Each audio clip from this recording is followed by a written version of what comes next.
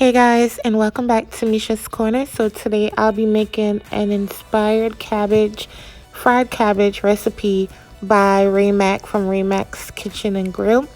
All his links will be below. These are my ingredients right here. You're going to need some onions, of course the cabbage. This bowl has my red pepper and a poblano pepper. The poblano pepper has more flavor to it, so that's why I'm going to use it. So this is the sausage that I'll be using. You want to just chop it up just like this. He made bigger pieces, but I like the smaller pieces, so I'm chopping it this way. But y'all know you could chop it however you want to, whatever shape, size, whatever.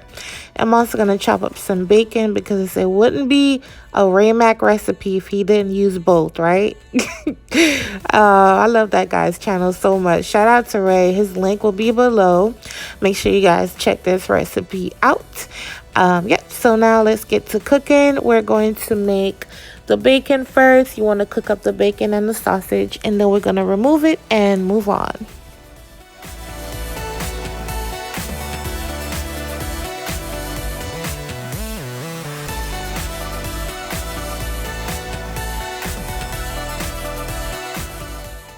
Alright, so then you're going to move the bacon to the side, add the sausage. You're going to cook them up both together. Once they brown up, we're going to remove them and then saute the veggies.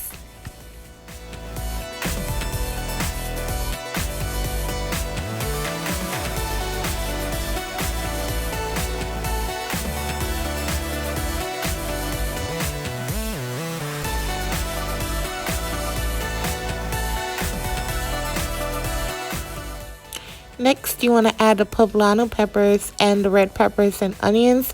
Saute that down for about 5 minutes or so, and then we're going to move on from there.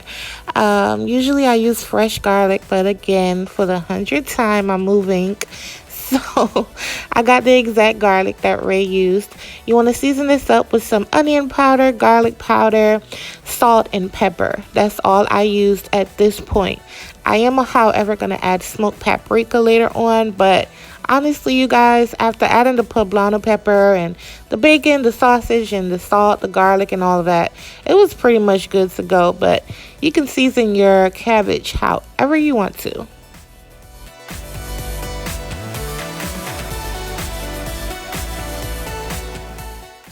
Alright, so my pot is all the way full to the top. I'm going to cover it, put my stove on medium heat. Mine was on number 4, and I came back and checked on it in about 15 minutes so everything could start wilting, and this is what it looks like.